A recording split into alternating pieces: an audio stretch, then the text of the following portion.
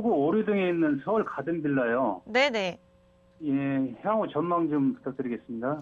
네, 알겠습니다. 향후 전망에 대한 상담 도움 드릴게요. 팀장님과 인사 나눠보세요. 안녕하세요, 총장님. 예, 안녕하십니까. 네. 방금 잘 듣습니다, 선생님. 네, 감사합니다. 예, 지금 여기 거주하고 계신가요? 예. 거주하신 지 오래되셨어요? 한 15년 됐습니다. 15년, 굉장히 오래되셨네요. 예. 시청자님께서 전망을 알려달라고 얘기했을 때 딱 뭐가 떠오르냐면 재건축 기대하고 계시는구나. 예, 지금 안전진단은 통과가 한 네. 2년 전에 통과가 됐는데요. 네네. 이제 여기서 이제 말씀하시는 것은 이제 안전진단이 이제 재건축이 조합에서 하는 게 있고 그 시에서 이렇게 하는 게 있고 네. 나눠져 있는 거 보더라고요. 그렇죠. 예, 그러니까 저희 동의를 받아서 뭐 시에서 관리하는 걸로 진행을 한다라고 얘기를 하는데, 네네. 예, 이후 이제 향후 뭐 진행 과정하고 전망 정도 좀 알고 싶어서요. 제가 재건축에 대한 전반적인 설명을 좀 드리면 될 것 같아요. 예, 예, 재건축이라고 하는 사업이 우리 시청자님 말씀대로 두 가지의 방법이 있는데 거의 대부분은 조합 시행 형태로 진행이 됩니다. 예, 그리고 나서 특수하게 예외적으로 이제 공공시행 방식 형태로 시라던가 SHLH 같은 데서 진행을 하는 경우가 있어요. 그리고 예. 또한 중간 정도에서 조합에서 신탁한테 맡겨서 진행을 하는 경우도 있고요. 예, 근데 사실은 이 시행자의 차이는 있더라도 사업성을 따내는 그 기본적인 산정 방식은 똑같다고 보시면 돼요. 예. 자, 시청자님도 뭐 사업을 혹시 해보셨나요? 사업이요? 네, 뭐 큰 사업이 아니라 작은 거라도 아니 그런 건 그런 전혀 건 안 해보셨어요? 예, 예, 가게, 내 집, 내 자산을 운영하더라도 똑같아요. 예. 비용이 있고 들어오는 수입이 있잖아요. 예, 예. 요게 양호해야지만 그 가구가 좋은 가구다. 혹은 그 사업장이 좋은 사업장이다. 이런 판단을 받을 수가 있잖아요. 예. 그러면 이 재건축이라고 하는 사업의 비용과 수입을 한번 계산을 해보는 거예요.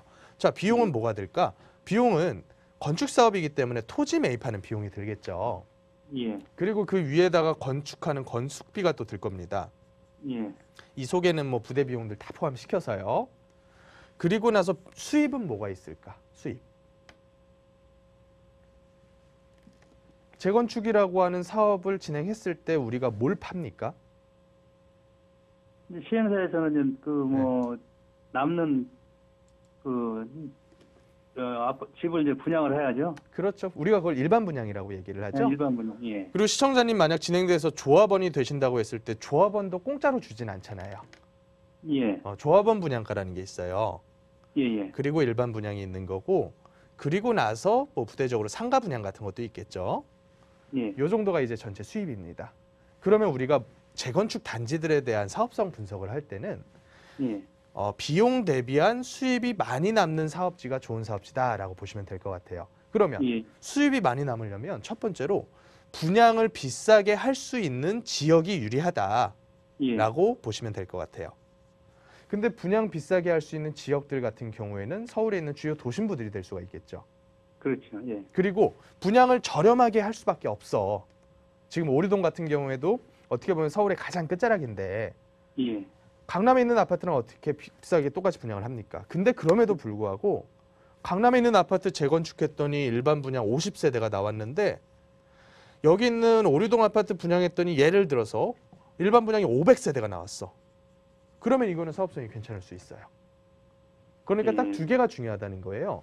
일반 분양분이 얼마나 많이 나오는지와 예. 그리고 그 분양분을 얼마나 비싸게 팔 수 있는지 그렇죠. 이 두 개가 가장 핵심이라고 보시면 돼요. 그런데 여기 오류동에 예뿐만이 아니라 이제 저밀도 빌라들이 굉장히 많았거든요. 예, 이런 빌라들이 사업성이 이렇게 좋았으면 진행이 왜 안 됐을까?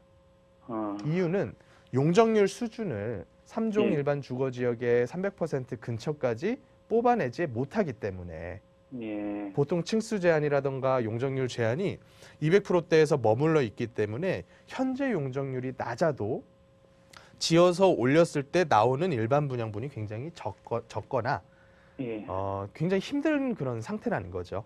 종상향을 통하지 않고서는. 예, 그래서 공공의 방식을 써서 공공에서 하는 거는 뭐냐면 사업이 적당히 남더라도 진행을 할 수가 있어요. 빠르게. 지금 구조안전이라든가 안전성이 문제가 되는 그런 그 단지들 같은 경우에는 진행을 빠르게 해가지고 일단은 부수고 새로 지을 필요는 반드시 있단 말이죠. 예. 그래서 그런 형태로 진행하는 가능성이 굉장히 크다.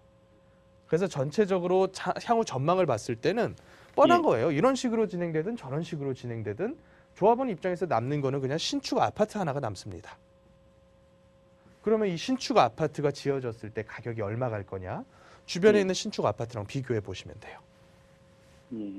간단합니다. 그래서 이거 계산기 두드려 보잖아요.